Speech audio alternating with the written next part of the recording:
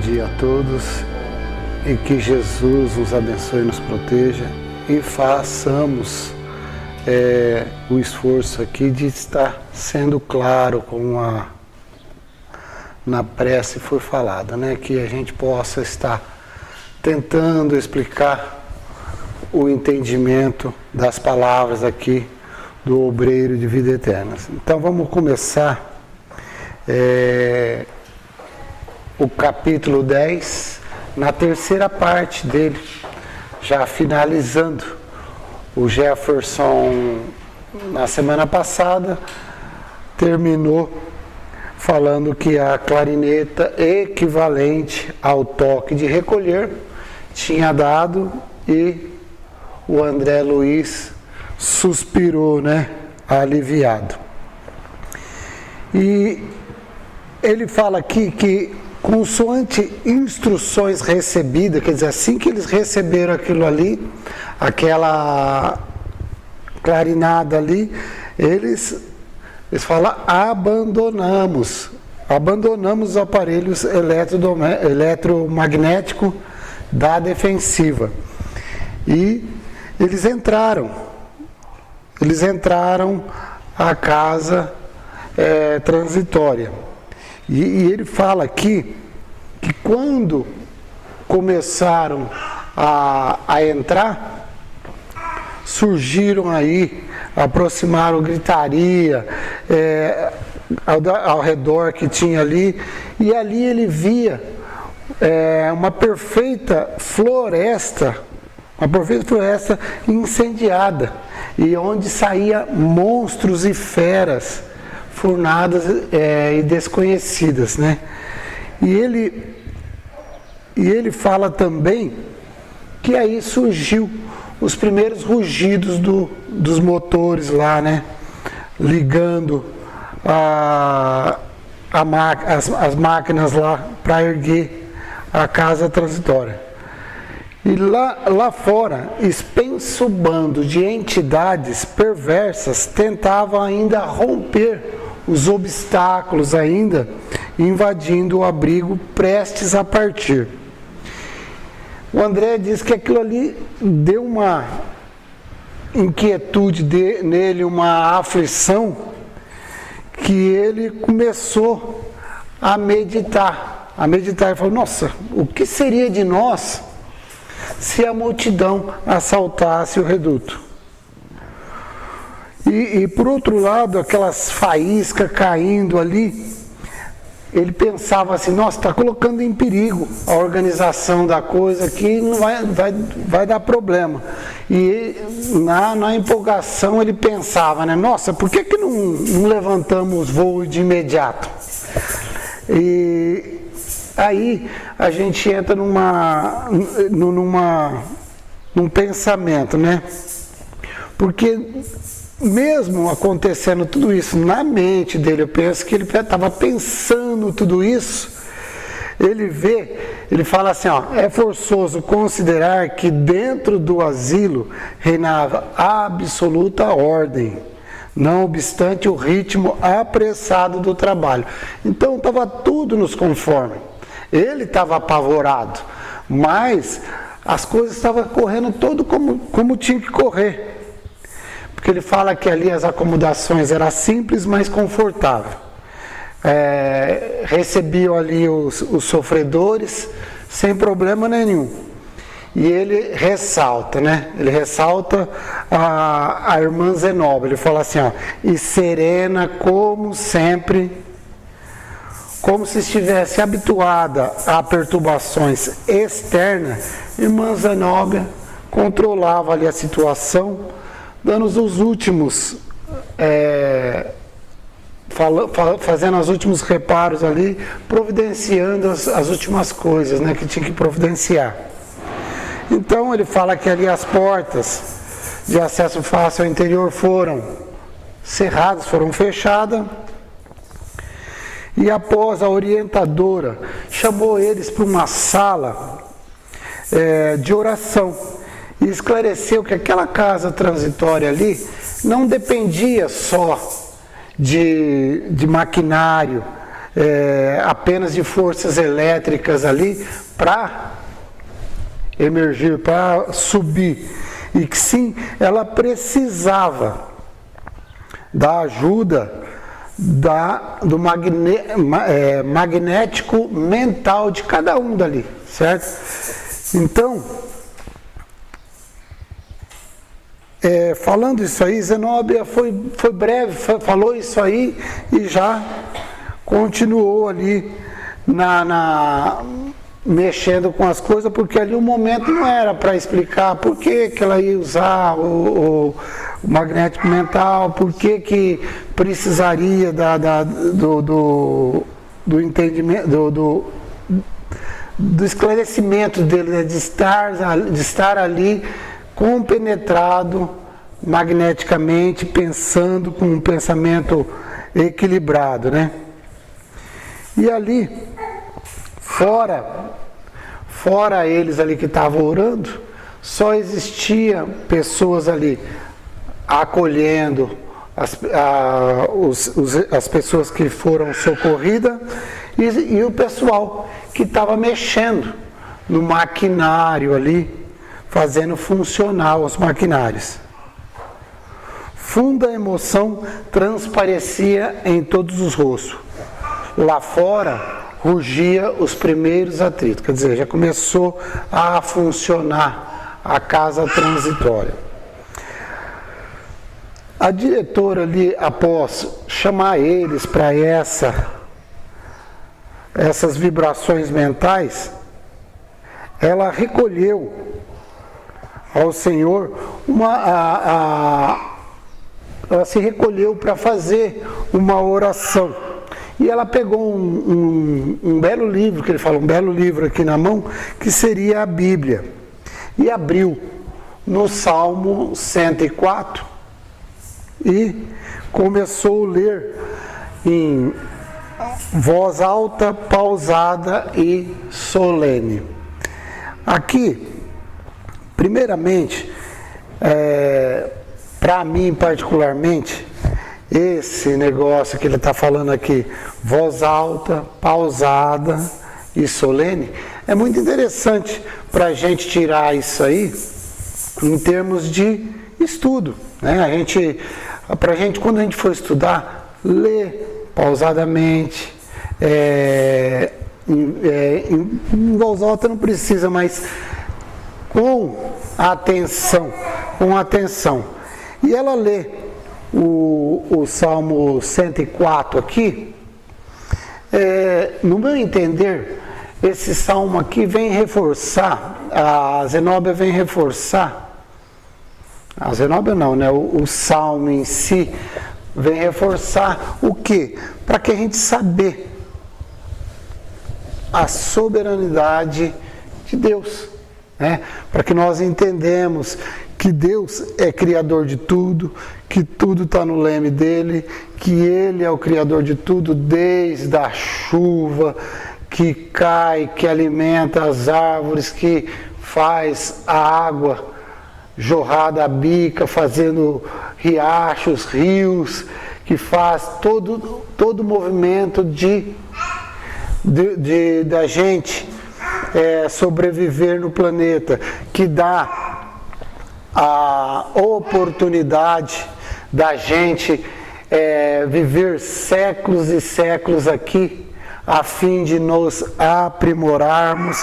Então o Salmo vem reforçar que Deus é tudo, né?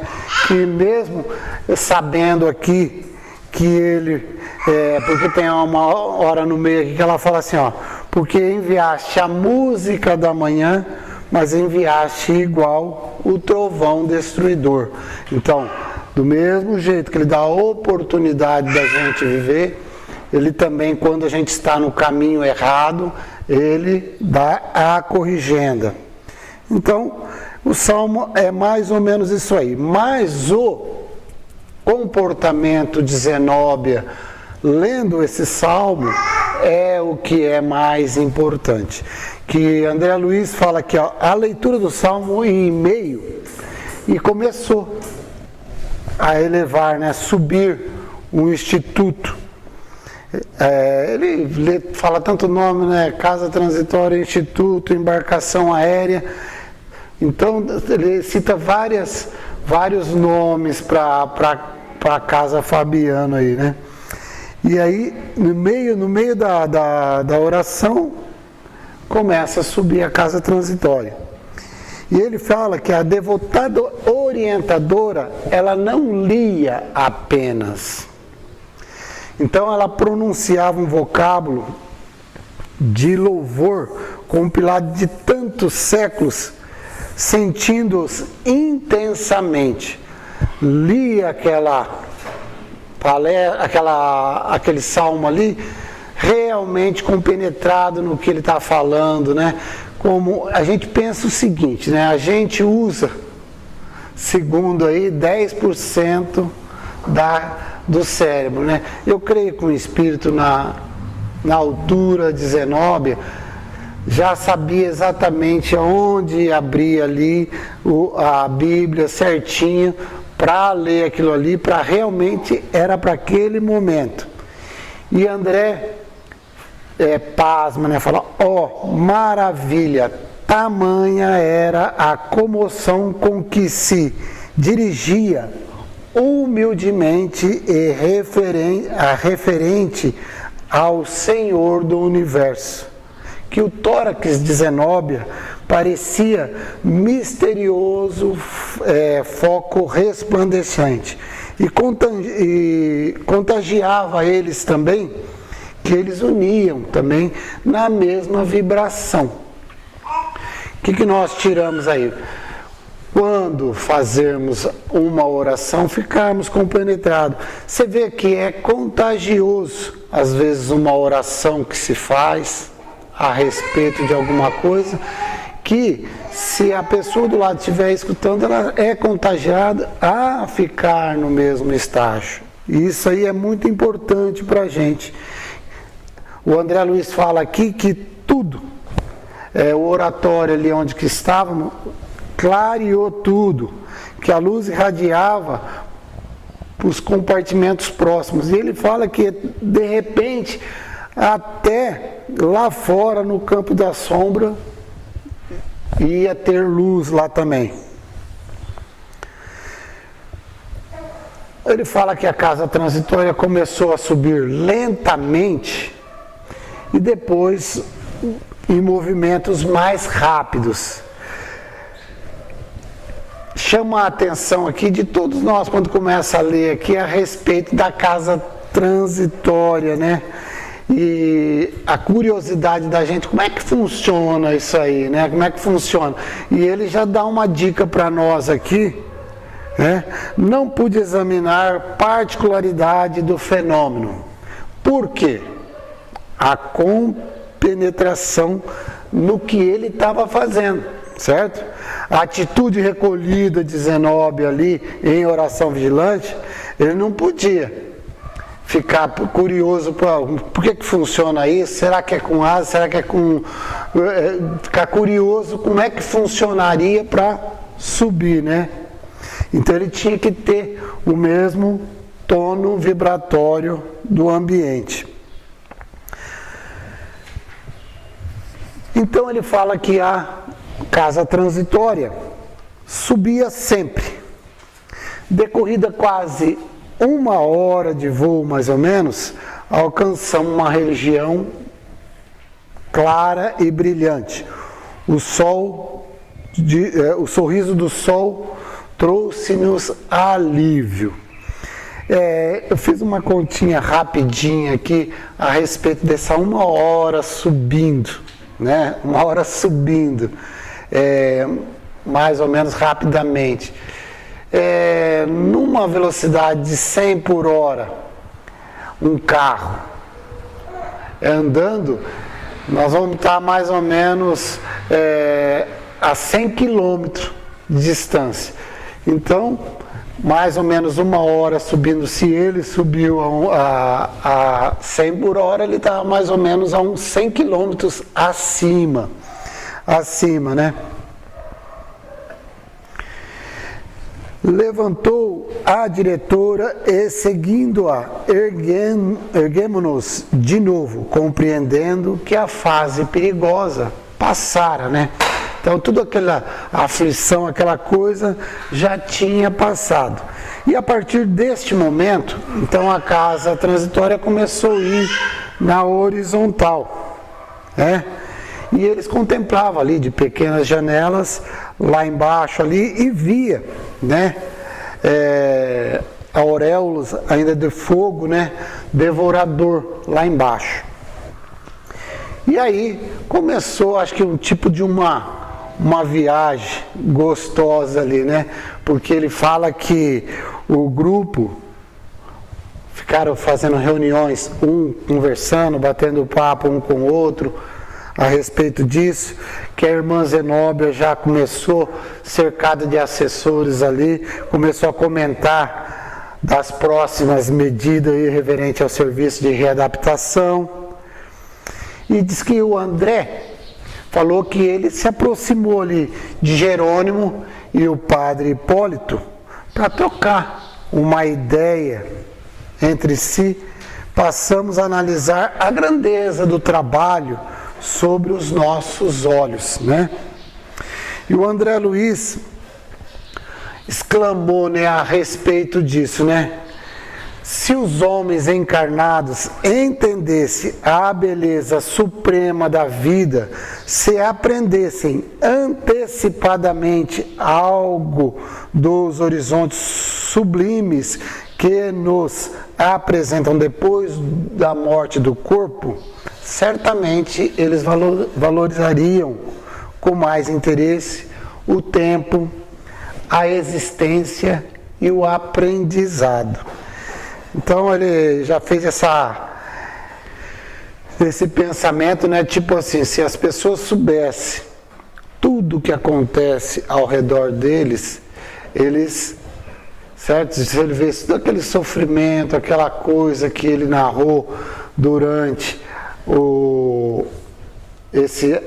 esses 10 últimos capítulos aí, a gente ia mudar os nossos comportamentos, né? Aproveitaria mais nosso tempo, né? Aproveitaria mais a oportunidade de estarmos aqui na Terra e fazer a coisa acontecer, né? Cada aprendizado nosso, nós colocaríamos em prática como tem que ser colocado. Mas Jerônimo sorriu e ponderou. Sim, André, todavia importa observar que o plano transitoriamente pisado pelos homens permanece também repleto de mistério e de encantamento. Chamando a atenção para André, que aqui onde nós estamos também, tem muita coisa, se você está amando a glória de Deus, certo? Se você está ali compenetrado em tudo que acontece em nossas voltas, certo? Certamente nós teríamos bastante oportunidade de aprender as coisas. Ele fala que desde do microscópico até a conhecimento das estrelas, das galáxias, essas coisas todas, seria uma oportunidade material, certo? Material que também traria aprendizado para nós. Mas ele fala que meditando também a respeito dessa descida que eles tiveram naquele abismo lá, eles viram que tudo é oportunidade, certo? Que aqui na Terra existe vários tipos de espíritos para ser reencarnado. Vários tipos de espíritos ser reencarnado. Ninguém está reencarnando nas mesmas condições, dos mesmos jeitos. Que cada um tem o seu degrau e cada um vai evoluir conforme tem que evoluir, certo? Conforme tem que evoluir. E não adianta a gente querer que dá salto nisso aí, certo? Que existe várias leis, né, que regem isso tudo. como seja o aprimoramento do espírito e da forma, o planejamento dos destinos de orbe e seres, o governo místico da Terra em suas diferentes esferas e atividade de evolução, os vários tipos de criaturas na humanidade, a lei do progresso e da reencarnação. Tudo isso vai contando, né? A extensão das forças condensadas do átomo etérico, a energia dos elementos químicos no campo físico, nas manifestações planetárias, e o poder criador dos grandes mentores da sabedoria. Então, tudo isso faz a evolução, certo? E cada um está no seu degrau, está tudo certo, e todo mundo vai evoluindo conforme tem que evoluir. Então, ali o André Luiz fala que em breve, porém, após aurir lições que jamais esquecerei, reparamos que a casa transitória descia suavemente.